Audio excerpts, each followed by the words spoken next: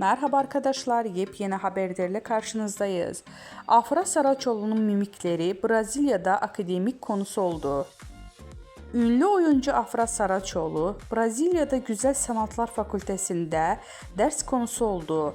Brezilyalı bir üniversitet öğrencisi oyunculuk ve mimik teknikleri üzerine yaptığı sınav ödevi için Saraçoğlu'nun 2019 yılında yaptığı Kardeş Çocuklar dizisinde sergilediği unutulmaz kömürlük sahnesini seçti. Öğrencinin hazırladığı detaylı analiz raporu dersin profesörü tarafından en iyi 3 çalışma arasına seçildi. Profesör Afra Saraçoğlu'nun bu sahnesini örnek olarak kullanarak mimik ve oyunculuk tekniklerinin derslerinde öğrencilere aktarmaya karar verdi.